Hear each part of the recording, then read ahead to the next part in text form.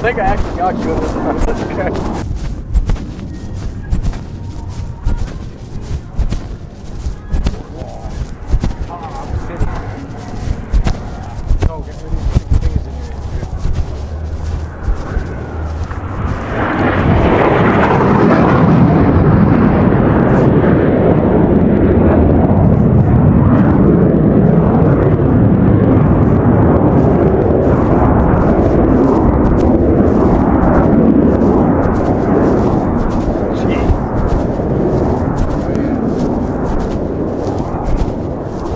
So Mark from Skywagon University, we're here at Sun and Fun. This is Cole Gaither from Plane Crazy. We're going to have a TV show coming up soon called Plane Crazy because we're playing crazy. We're playing crazy. Yeah. Some people throw a explicative in there between the two, but all right. So we're at Sun and Fun, and I don't know much about these, but Alex, who is filming us at the moment, does. So Cole's going to film, and I'm going to talk to Alex. So, Alex. You seem to know, you're 25? 24. Yeah. 24. And we've been here with friends of Cole's from South Carolina. You've been telling me more about military planes than I've ever heard anybody ever. And I found, so I bore myself about Cessnas, Pipers, Moonies, Beaches. And yet I've heard you talking in that level about these. Tell us about these. So this is the A-10 Charlie. The Air Force uses it as a ground attack aircraft, so primarily tanks, bunkers, anything moving. The Warthog. Yeah. It's actually known as the Thunderbolt II, the predecessor to the P-47, which was used in World War II for the same thing. And aren't they phasing it out soon or something? The A-10 recently did away with their demo team, but they are phasing these out slowly. They're retrofitting old agriculture aircraft, the ag tractors. Spray planes. Yeah, spray planes, putting armor on them, missiles, guns, and it's going to replace this just because the war front is not using any close air to ground anymore. You know, it's kind of changing, and the air tractors allow that ability a little bit better than these do. Not only that, as far as our defense budget goes, it's really high. They're going to drop that cost down a little bit, make it more reasonable. Well, if I had to fly a military plane, out of everything there is, it'd be one of these. These are really excellent planes. The A-10 is most known for its gun.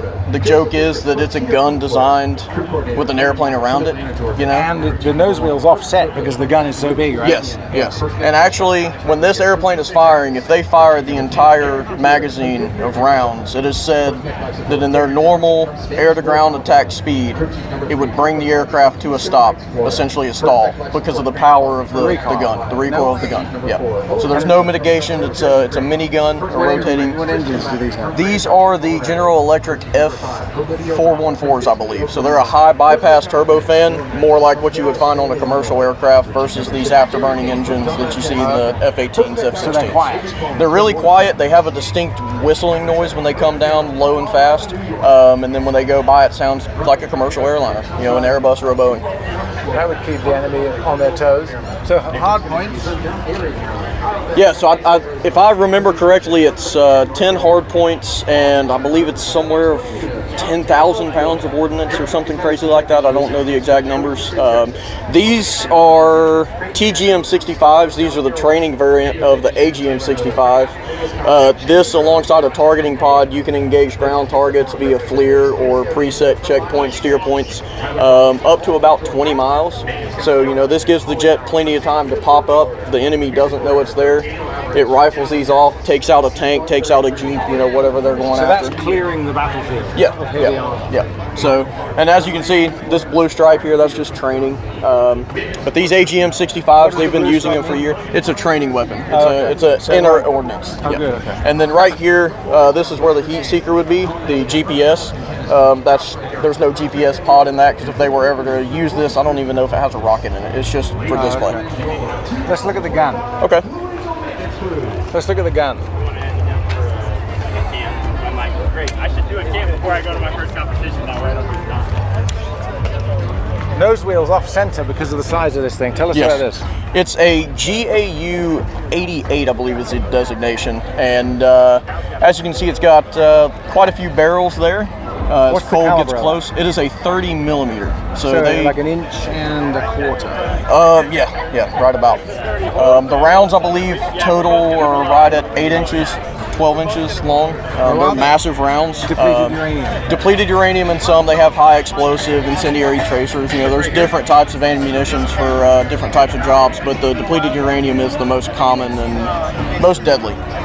Brilliant. Okay. And one thing I've always wondered is it's got a kind of Cessna-like wing on it, very square, very rigid wing. What's their speed and flight characteristics? I mean, they're pretty good at slow flight. They're really good at slow flight. They have massive stabs on the front here, almost like an airliner. So that not only it's like a vortex generator on a Cessna or a Piper or something like that. It helps slow that air down, and these things are really capable. I believe stall speed somewhere in like the 60 to 70 knot range. It's like a Cessna 172. Now loaded, obviously, you're going to have a higher stall rate, but they're also pretty fast. I believe they can cruise somewhere around 200, 250 knots, and top speed somewhere around the 400 knot range if they really need to go. So they're capable of evading SAM sites with countermeasures. They're not ship based. No, these are Air Force. They're ground-based only. So if they were to go over, let's say, to the war front in Afghanistan, they would fly these over with tankers, KC-135s, which is what's down the way there. And those 135s would just support the flight group as they go over. If they need to get one over there in a pinch, they can actually take the wings off and load them in the back of a C-17 or a C-5 Galaxy. So I've seen pictures of them. It's open, so we should go over and have a look at it next. Right through the C-5.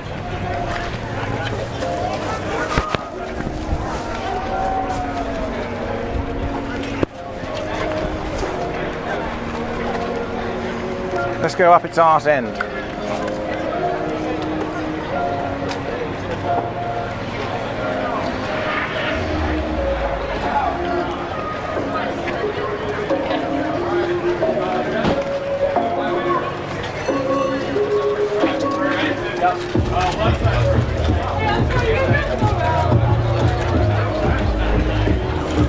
We're about to step back, Joe.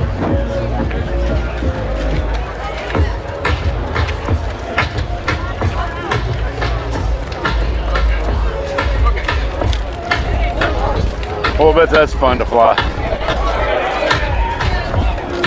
I've never done gliders, have you? Yes. You have? Yeah. In England, before, that's a T-34 Talon.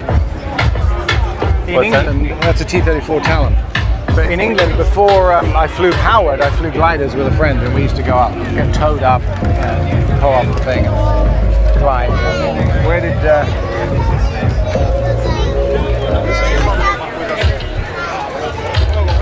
Ladies and gentlemen, flying Blue Angel number 6, the opposing solo from Freeport, Maine, Lieutenant Connor O'Donnell. Cole. Let's walk right through it. It'll be quieter in there. We'll just buzz through and. Social media channel? Oh. We got the North Carolina. You can't go through. Representing your United States Can't go Navy through. and Marine Corps, the Can't go through. 2025 Blue Angels. Bar, private event, probably. What's up with this? I mean, do you blame him? Huh? Do you blame him? As always. I mean, I don't know. It just seems rude. He's a Marine. Maybe it's just me. As we help them and the Navy celebrate 250 years. What a day it has been! Let the organizers and the volunteers know how much you enjoy. Put your hands together. Let's go and talk to that pilot of that 38. And everybody who What's that? Let's go and talk to the pilot of the 38. skies overhead, all the fun things. Turning up the fun at 51 Southern Fun Aerospace Expo. The Airshow may be over, the AOPA is sponsoring that. Don't forget at 7. The Sunset there's too much noise. Store Yeah. Invitational. Yeah, no problem. Let's go down to the Blue Angels. Just park.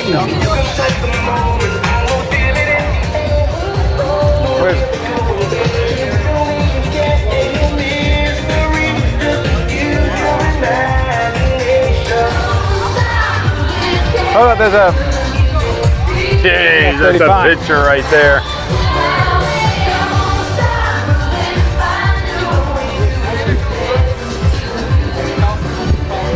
That's a wicked looking little airplane right there. What is that? That's a Harrier.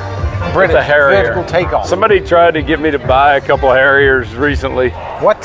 Yeah, 2 of them out of New York. The piloting, the maintenance, this is way too much. I was getting a single and a double. I can't remember, it was 1 million, 2 million, something like that. We done. Let's go around on now.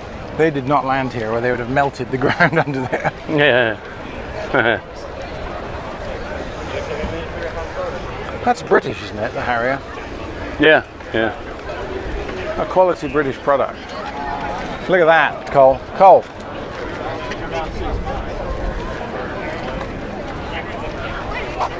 $20 picture, guys. Funny. F-35. Wow, look at the skin. Okay, the sound. There's a moment where it's quiet, and there's an F-35, and Alex is here. Hammer us. Tell us everything about that. F-35A model. It's the Air Force variant, so there's 3 different variants. Alpha, Bravo, Charlie. The Alpha model is a little bit slimmer, a little bit faster. This fits the Air Force's mission almost to a T for what they're looking for in a 6th gen fighter. The Bravo model is the Marine Corps model. And it hovers. That's the one that hovers. So the Marine Corps actually has smaller aircraft carriers. They're flat decks. And the AV-8 Harrier, which is right here behind us, is the predecessor to the Look, F-35. a handily positioned Harrier. Yep. And the Harrier was the original jump jet. It featured a VTOL, basically straight vertical takeoff. The F-35 Bravo allows that to be done more efficiently, better, still burns a lot of gas. But these F-35s, they feature a lot of really cool high-tech gear. They have Is it radar invisible? Not radar invisible, but it has a very small signature.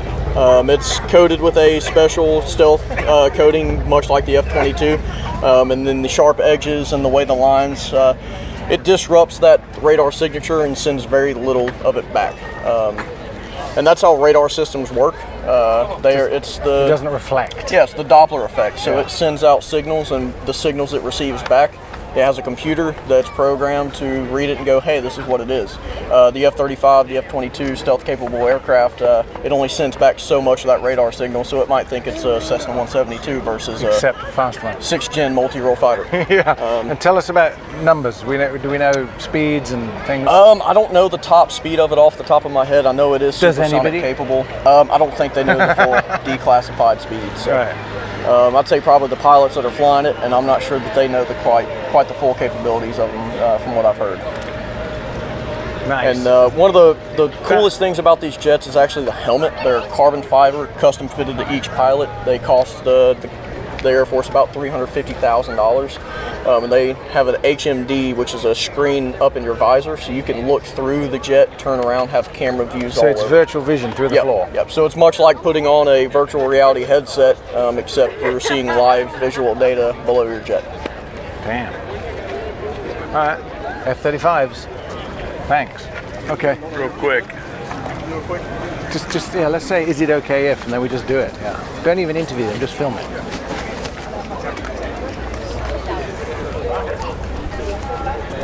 So, hey, who flies these?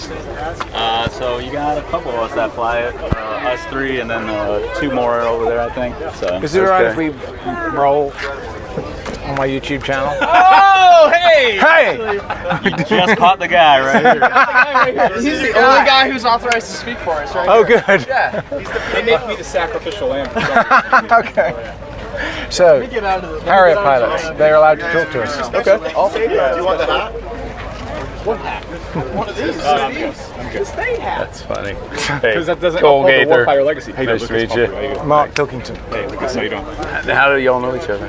We don't. He's the authorized YouTube spokesman for this plane, apparently. And I'm a YouTube guy, so here we are. Lucky. We just walked up on it. So that's British, isn't it? I mean, originally, yeah. Now, we made it better By how? because we put Marines on the side.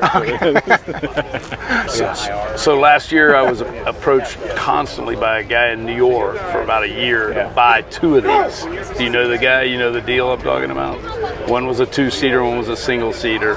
Used, This old was ones. September. This was last September. Yeah, I was up there. Yeah. You were there? Yeah. So you knew about that deal? I turned it down. How smart was that? I didn't hear about a deal, but I was with them, so I don't know who was giving you a deal. But It was, Are you it was allowed his to buy a- representative. Yeah. Are you allowed to buy a retired MOD? I think so. I've owned 4 L29s, 3 Vipers, 1 stock. And, Can you give us the tourist numbers on what it, like what? just what they do, the speed, what they use for, what theaters they were in, all that stuff. Oh man, they were in a lot of theaters. Speed-wise, we are transonic aircraft, so we stay below obviously 1.0. The maximum per hit or maximum authorized speed is Mach 1, but you won't find really any Harrier pilot that's hit Mach 1 on purpose. Oh, on purpose. It's not something that necessarily happens, but we can live anywhere below that. 585 is kind of also the max speed limit that goes with that one. Theater-wise, kind of all over. Very, very big. How long have they been in service? That would give us an idea. So these variants, talking about like late 80s, 90s really is where they started coming into play with the radar variant. But you talk about the Alpha going all the way back to the 60s, obviously. The British technology way back then, right? So they were in Kestrel, Vietnam. That stuff. We didn't use these in Vietnam, no. Okay. These got really big in the Gulf War. We used them, and then obviously the counterterrorism, basically from 2001 on. This is a warhorse.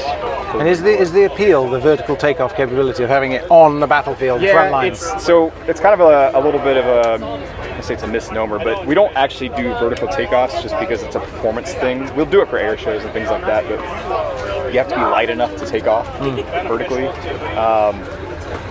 But we land vertically, right? So we'll take off sort of conventionally. We can take off in a very short distance. Obviously, we take off with the amphib carriers. It's not things that had catapults, and we can do it in about 750 feet. We can be airborne at close to our max weight, depending on the environment. So are you blasting down and back a bit? Yeah, these nozzles right here, we'll have them back, and then when we hit a certain point on the ship, we'll bring them down, and it kind of pops us off. But then when we land on the ship, there is no wire, so we have to come and land vertically on the ship. So is that very manual, that system, unlike the F-35? Very manual, yeah. There is a nozzle lever in the cockpit that I can control at any point in time. Whereas those guys, they've got to kind of convert into that regime of flight. At any point in time, I can grab that lever and pull it back and bring my nozzles down, no matter where I am, no matter how fast I am, no matter what I'm doing. Because it is a very manual. So when you're hovering it, is it like, is there a forward, backward? How are you on the stick itself a little bit? You really more trim in the power, but for the nozzles, we set it to a fixed position. It's called the hover stop position. So we'll set it all the way back to the hover stop position, and then we kind of adjust from there. So if you look right under here, right here. Okay. There's one of those. If you look on the wingtips, you can't see them right now. You can kind of see on that aircraft the wingtips. There's looks like kind of something poking up like that. And then we have stuff on the back. Those are called our RCS ducts. And if you think kind of like a space shuttle, how it's like shoots things out, it takes bleed air off of the engine, and that's how we stabilize in the hover. So as we move the stick, it translates that to air and shoots it however it needs to get us where we need to. So if you were landing, it burns the ground? It can. Oh yeah. So you can't land on this kind of stuff? Oh no, heck no. Yeah, we would destroy this. Very much so. We need concrete / reinforced concrete. Obviously, the ships have their own special materials that we can land. But honestly, the F-35s, they are a lot hotter than us. They had to modify the ships a little bit to make it F-35 compatible. So what's it like landing something without a hook on a deck of a moving ship? I mean, you've done that, right? Yeah, I did. I was on one of the last deployments in 2021, and yeah, it's an exciting thing. Obviously, I've only done 10 catch the hook traps. Basically, I've only done 10 of those, part of my training, and then obviously moved on to the Harrier. So I didn't do a lot of the traditional hook and wire type of landing. But if you were hovering it onto a ship and the ship's doing this, how do you? Yeah, you got. So we have the guys, the landing LSO, right? Landing signals officer. Everybody's got one, but ours is a little bit different. He has to kind of time your idle calls. So that's one of the big important things for those guys. Is you're doing your transition over the ship. It's moving around. You kind of got to focus on the horizon and not the ship moving, because then you'll start chasing it. Right? We have a thing called an HPI that we kind of track inbound to let us know where we are over the spot. But as far as the rolling motion, he gives us a clear to land call, and we start to come down. And at some point in time, it's his job to judge where the ship is moving, and then he'll call idle, and we just have to trust. And just drop it. Just trust him. Yeah. Drop it. Yep. Usually, it's never that aggressive, but there are times, obviously, in the past where people have had to, like, again, trust their own. You know when you miss a hookup, it's a bolter. Yeah. What's the equivalent on this? Where you? There's actually probably a few different things you don't want to happen. One of the ones that's probably most common is called a power bounce, where if you mistime it, and there's a lot of reasons that it can happen, but if you mistime it and you go idle at the wrong time, and then you try to catch it back with power, it'll come back down, and then it'll come airborne again. It can actually be kind of dangerous depending on if it doesn't come airborne straight up, it kind of comes airborne at an angle. Kind of bad. Yeah. So it's not as fun as like, oh, bolter, come back around. Yeah. It could be an emotional event potentially. So do you get grief when you park it whenever you come in? Oh yeah. I mean, just like on with the other aircraft with the hook, we get grades at the end of the night. You know, they would sit down and they say, hey, you did this wrong. You owe us money because you're not a very good pilot. So it's great. Brilliant. Well, that's great. I'm really glad. I'm really glad that you were the approved YouTube guy. That's brilliant. Thanks very much. Yes, sir. Yeah, Thanks a lot. Nice to meet you guys. Appreciate that. Yes, sir. That's nice. I like the cockpit. You could fly that, right? Oh yeah, fly the shit out of that. I would have the most fun. That would be. Does it say what it is? Let's see. AW119 Mark III.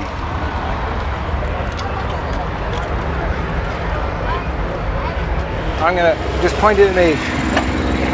Cole. Point it at Alex. We're going to talk about Mustangs. Yeah. So you yell at me again. So there's 3 of them here. Look. Yeah, there's actually quite a few of these on the field, but right here, as you can see, first thing I'll point out, every Mustang is named. Right. And that was most of the time by the pilot or the crew chief. It was something to their lady back home or their mothers or something like that, normally feminine. The little witch, you know, probably a joke at something, a little jab at somebody, but it's all in fun. This is the P-51 Mustang made by the North American. This is a D model. Right. Yeah. So most commonly you're going to see the D models every time. Every once in a while you'll see an A model, the Razorback. That's kind of the most sought after. Oh, yeah. They didn't make many of them, and not many of them survived the war either. So how many were built? How many are left? I do not know those numbers off the top of my head, but there's not too many more left because over the years they've been used at Reno for the air races, modified, put big motors on them and everything. A lot of them just never made it out. Talking about motors, that's an English motor, isn't it? Yes, that is the Rolls-Royce Merlin V12. See, we're seeing a lot of British themes in this. Yeah. Oh yeah. Yeah. So the Brits actually really helped us out a lot on these, and so that's a Rolls-Royce Merlin. What did you say it was? V12. V12. Supercharged. Supercharged V12, capable of, I believe, 1,490 horsepower, so just shy of 1,500. I think they called it 15 anyways. So you know how the Americans are. And primary fighter. Primary fighter. Yep. Yep. They, I believe, they could carry some bombs and configurations. Most of the time, they would carry drop tanks. But the best thing about these, and you can't see them, they've been patched over, is these things carried 6 50 cal Browning machine guns. Oh, yeah. So they were actually quite the offensive against jeeps and enemy on the ground enemy fortifications, even tanks. Yeah. So air to air and air to ground. Air to air, air to ground. You take 50 caliber rounds, that's half an inch. You know, that's a big round. 6 of them coming at you. If you're on a bomber, it's just tearing right through those. And then people always know the P-51 by the dog kennel. Yes. And that's just the oil cooler, isn't it? Yep. So that's the oil cooler, and I believe it also has some air intake, and that function really helps keep the engine cool, helps keep that supercharger cool. You know, you've got 1,500 horsepower up there, 12 cylinders to cool. It's a big motor. It's a really long motor, and these actually had war power. So it was a water cooling that would go in. I believe it dumped it straight into the engine. Water injection. Water injection, and it just cooled them off. You couldn't use it for very long, but when they needed to get out and go or chase somebody down, they had that available. It's comparable to the afterburner on the modern fighters. I remember when people told me stories, I don't remember firsthand, but I remember when these were sold surplus in the 70s. Yeah, you can pick them up for several grand. Yeah, and I heard a story where a guy bought one. He chose that one over that one because it had more gas in it. Yeah. And he was getting more value for his buck. Oh yeah. I've always said I was born in the wrong generation. I wish I was in the generation of where I could have bought one of these. Would we have known that then, though? Probably not. No. Probably not. And then the propeller. I spoke to a guy the other day. He said that propeller is $80,000. Yes. Yeah. So these average around the $1.5 to $2.5. I think even in the $3, just depending on the history of them. $1 million. $1 million. Yes. Yeah. Well, and that one's got D-Day stripes on it. Oh, there's gun ports. Yeah. So that one actually has the gun ports visible over there. It was 6 belt-fed Browning M1s, I believe. Talk if you like. We're going to be at, I got a T28 and a Beach 18, and yeah, if you want to walk by tomorrow between 12 and 2, we're going to be filming some ideas, spitballing, throwing stuff. Stop by here in the morning. All right, guys, this is Alex, and stole the camera from Cole and Mark. We're going to take a look at this Mustang here. On this model, you can actually see where the 50 caliber machine guns would have been. Off the top of my head, I believe it carried 600 rounds, which would have been 6 100 round belts per machine gun, loaded into the wings, just on top there through doors. So these were really stout fighters of their time. They had really successful missions in the Eastern Front, and a little bit in the Pacific, not too much there. The show Plane Crazy, but the previous administration, we didn't have a But these aircraft were really capable, and personally, it's one of my favorite aircraft. Profile. So now we're kind of good. So we're looking like maybe this year. One of my favorite aircraft, and one of my favorite vehicles, inspired by the what Mustang. we're looking at is we're see here. go around a little bit more in the morning. We're looking for episodes. So we're looking for businesses that would. I mean, just people who are playing crazy, and why? And We got those. Okay. So Devin could just keep going. Alex, quickly, like we're just going to hammer it. Tell us about this. So TBM Avenger, the Navy came out with them early World War II. They were used through World War II. So it's ship. Yeah. So this is carrier based. The hook on the rear there. These things have a radial engine, much like all the other fighters then. They were primarily used as torpedo bombers, so they would carry a big torpedo. That's why it has such a big bomb bay here. Oh, okay. You would have some reconnaissance guys or search guys in the belly, actually. Normally, most aircraft, that's either a cargo hold or a gas tank. So you can get up to 6 people in these comfortably. So it's a bomber? Yeah, it's a bomber, kind of a fighter. There's...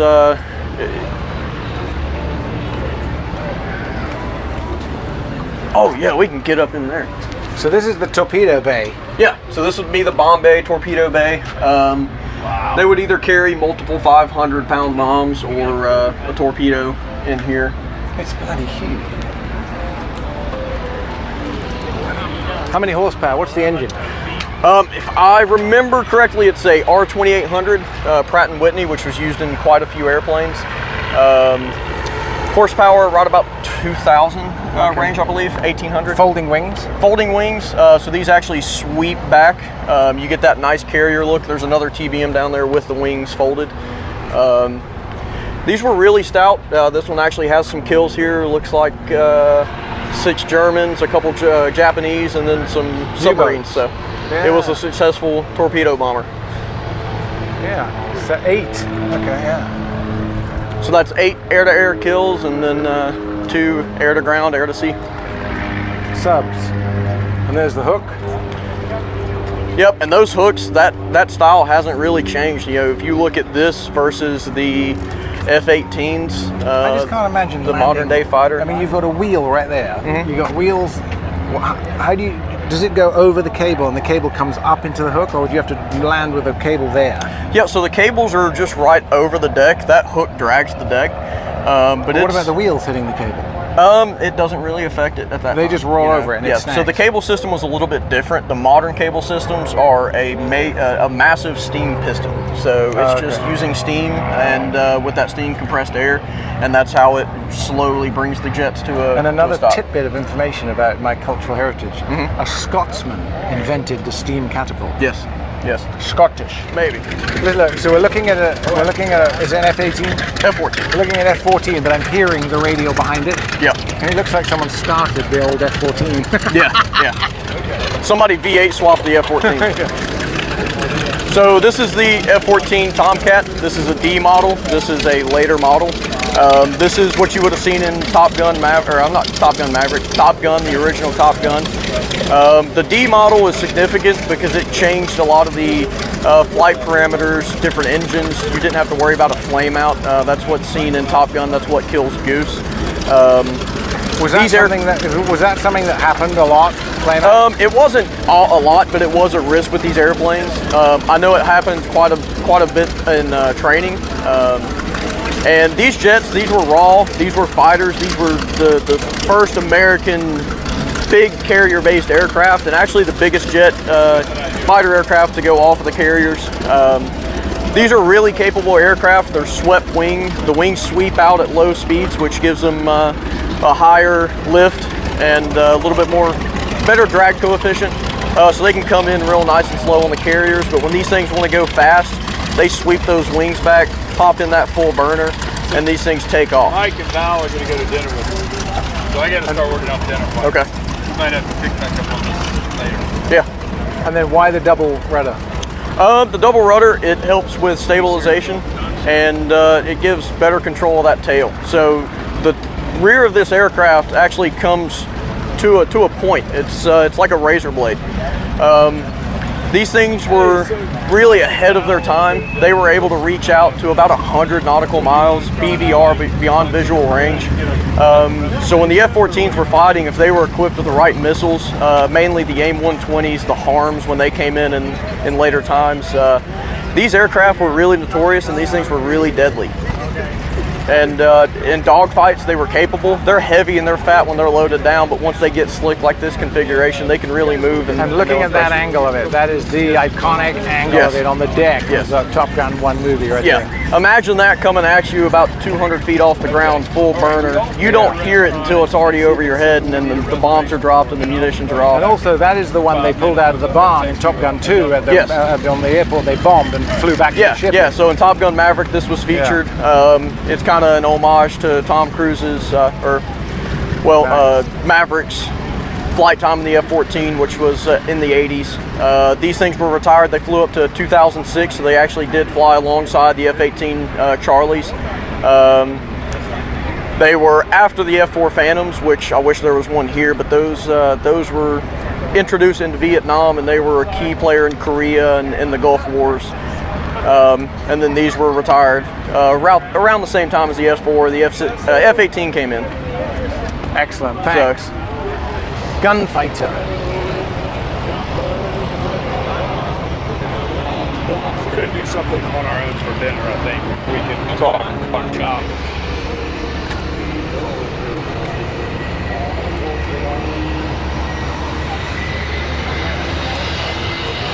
Put that in the straw. In the spring.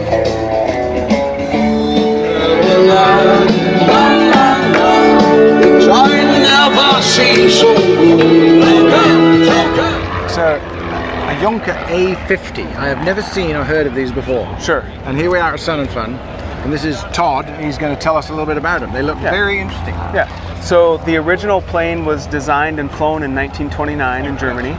There was approximately 50 of them built. I believe there's one surviving example in a museum in Europe, and set a distance record from a flight from Berlin to Tokyo. Oh wow! And then Hugo Junkers was exiled and under house arrest by the Nazis, and then history sort of took over from there. So they stopped making them. They stopped making them then, exactly. And then our owner contacted one of a family member from the Junkers family and sort of relicensed things and decided to remake this, so it's a continued production on the same certificate, the same process, the same metal and stamping. And why the corrugation? So the corrugation was done, so Hugo Junkers was a water heater engineer before he decided to start building airplanes, so I believe his dream was to have to build airplanes out of metal, which at the time was sort of revolutionary. So the corrugations provide strength, and it allowed for a much larger airplane due to the metal with less construction. ribs and structure. Yeah, exactly. There's less internal structure due to the strength of the corrugations. And this one looks like, is this a Rotax? This is a Rotax. It's the 912 IS. Oh, the IS. The IS, the ejected version, yes. Okay. It has a Galaxy ballistic parachute. Okay. This particular model, the Junior, has Garmin Glass G3X screens, both front and back cockpit, and Behringer wheels and brakes. And look at the old style. Old style, you know, meant to replicate the period. Yeah. And very fun to fly. Are they always 2 cockpit? So this one comes standard with 2 cockpits. The model over here behind us, which is the Heritage model, standard is a single cockpit, but the differences are that one has the Werner radio from the Czech Republic, the Scarlet 7U, okay, yeah. and then it has a split glass windscreen.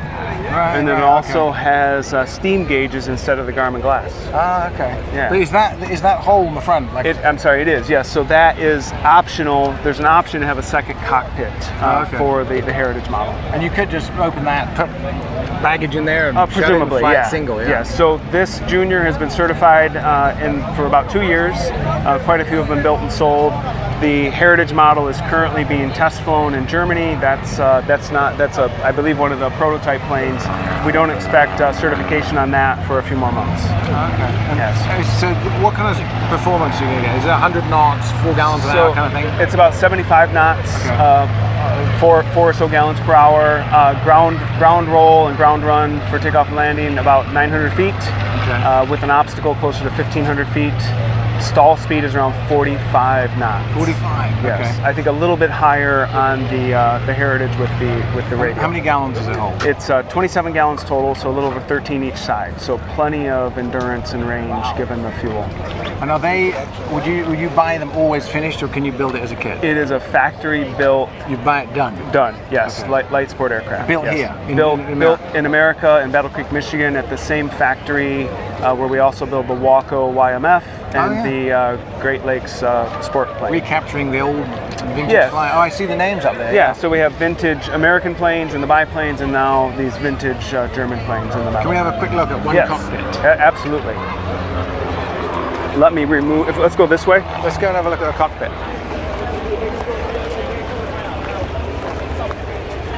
And so this cockpit on the Junior is the Garmin Glass. Once we get a look at that, I would suggest we look at the analog as well, because that really checks the boxes. Have a look in there. So you can see, I can pull that up. Oh yeah. So you can see the Garmin Glass. There's a switch panel on the left side. The trim, you'll see lots of leather and wood on the inside. You can see the ballistic parachute handle. Best flown with goggles. Oh yes, goggles and helmet and leather jacket and scarf, if you can find one. Yes. Well, and then very, very interesting. Yeah, the Heritage with the analog gauges is even more interesting. It's a very, very timeless looking airplane and historically significant. You notice the split glass rather than the poly windscreen. So these are for just the joy of flying. It's for the joy of flight. It's for fun evening flights. It's kind of like your convertible. And what would each one cost? So the Junior with the Rotax and the Garmin Glass is a base price of $229,000, and the Heritage with the Werner radial and the analog gauges is $299,000. So this is more? More, yes.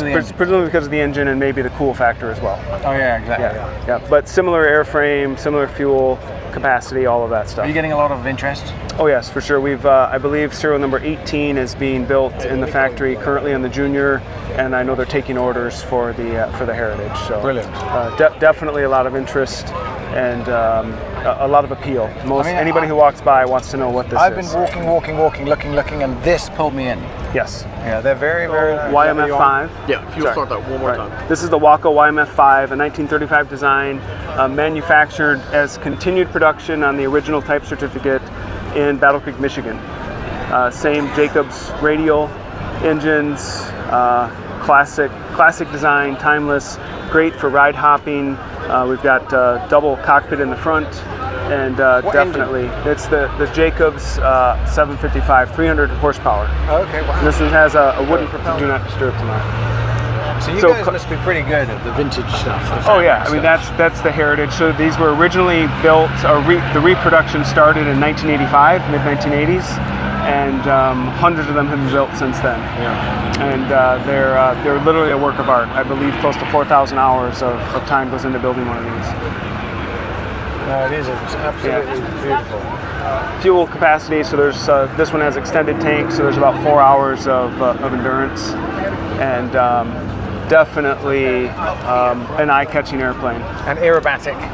Yep, aerobatic. Gentlemen's aerobatics. Nothing negative. Okay. So there's the not extended inverted flight. Sorry. Yeah. So an MT fixed pitch wooden prop, and then a beautiful Jacobs radio, 300 horsepower.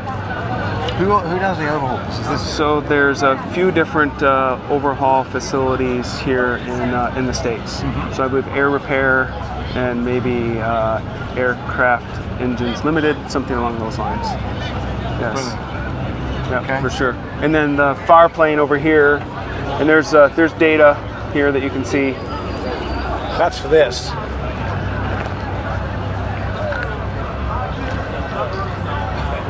The original versions had a 275 horsepower engine, but these were upgraded to the 300.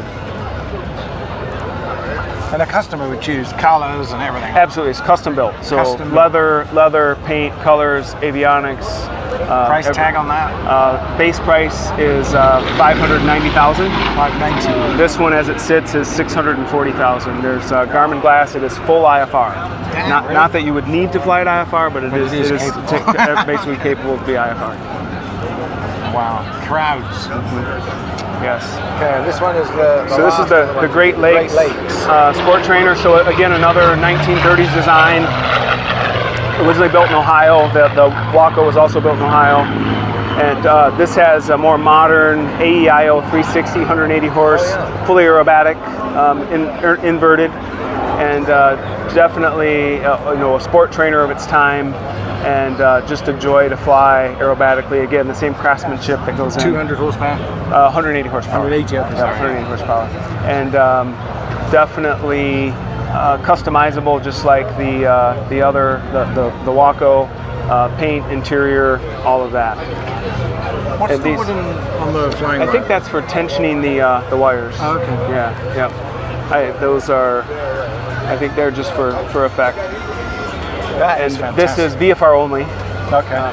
And only a single place up front. You can see, rather small. So it's. So did you solo from the rear? Solo from the rear. Also solo from the rear on all the aircraft. So the Junkers, the YMF, and also the Great Lakes is solo from the rear, which is typical of the time for weight and balance envelopes and the way things are designed. Fuel in the upper wing, as you might expect.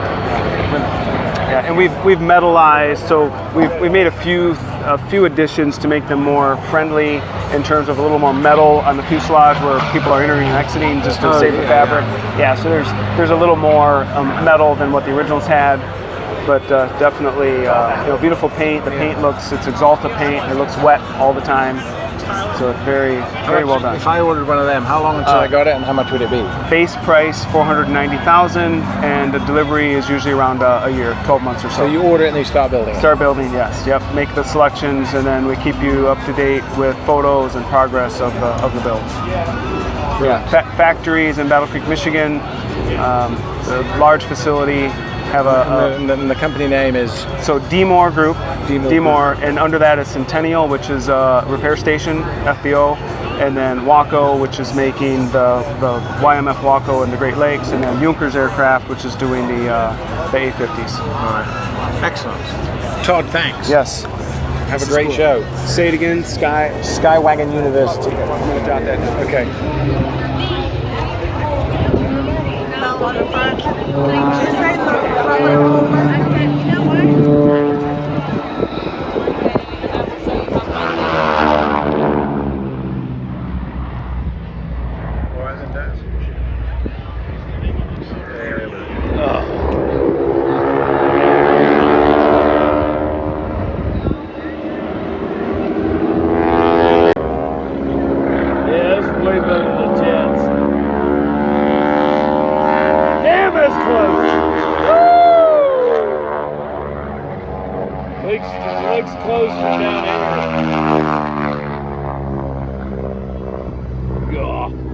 They all three. Yeah, these have been fun.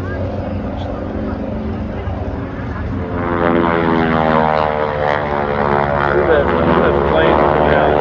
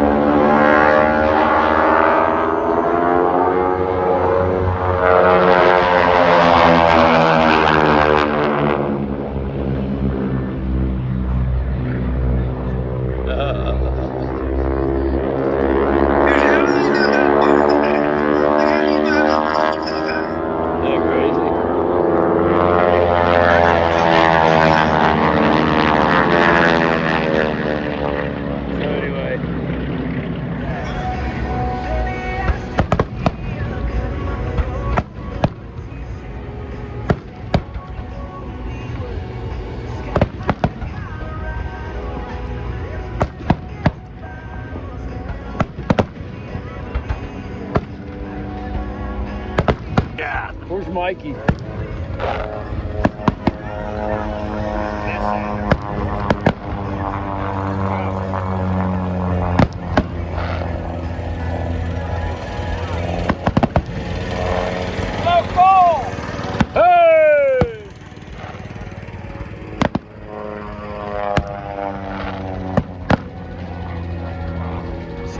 Cole, right? Who was that? It's wild.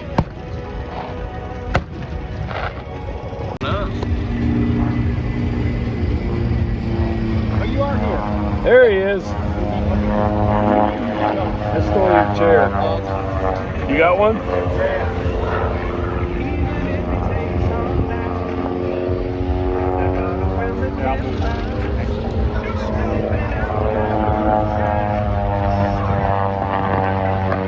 Mikey, bring it.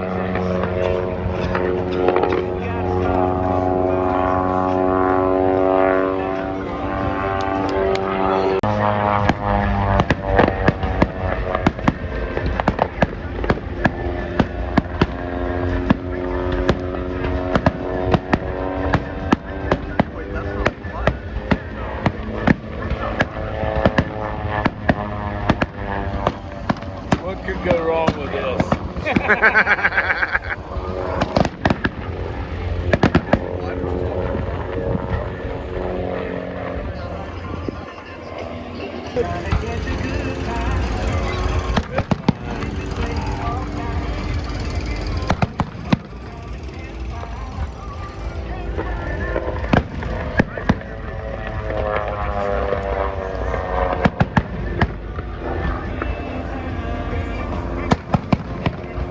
Feel the heat over here.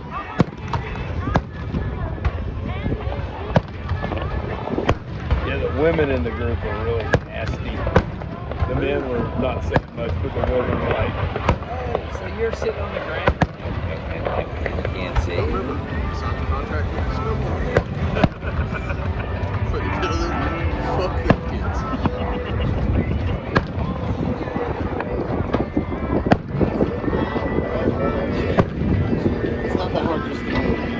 Yeah, it's a golf club. Great example. It's really hooked up this. FYI, these planes are here. Yeah, it's a flight line. Come on. So we're all here for the same reason. Not on the flight. Please don't be.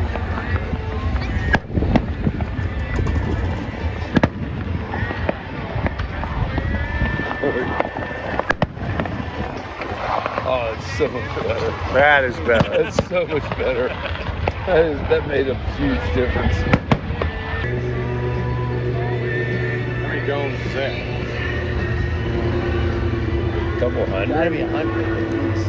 Yeah. Oh, he's flapping his wings. How do you make the drones all behave? Yeah, it's gotta be. Yeah.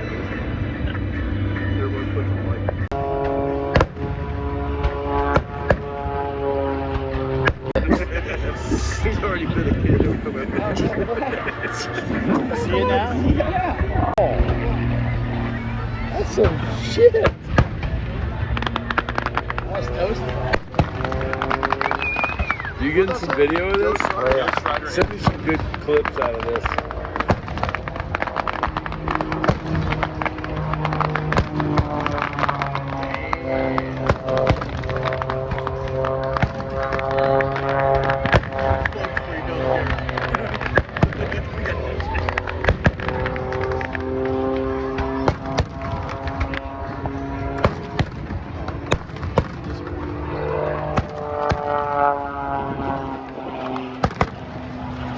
I love fireworks.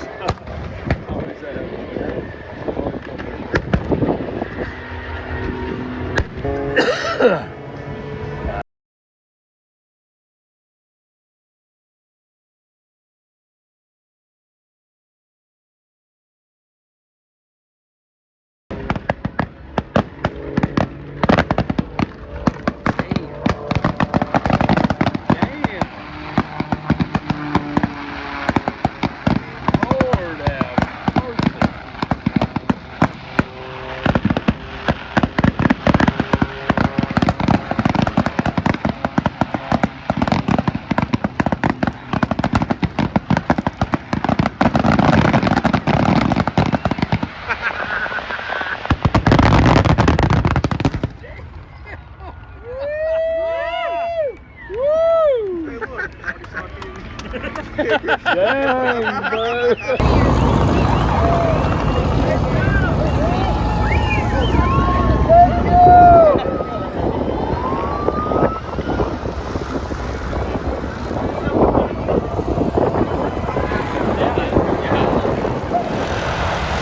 So this is Friday evening, sun and fun.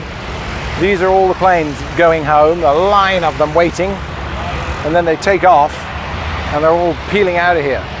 Just have a look at all of them.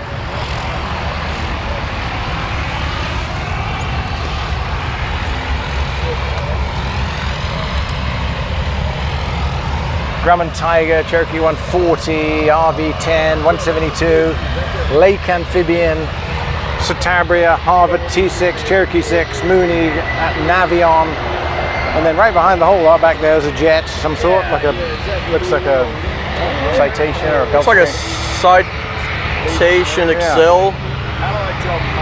Cessna 120. Mix them in. And it's literally just boom, boom, boom, boom.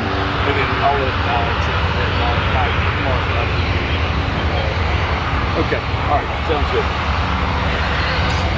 We'll head that way.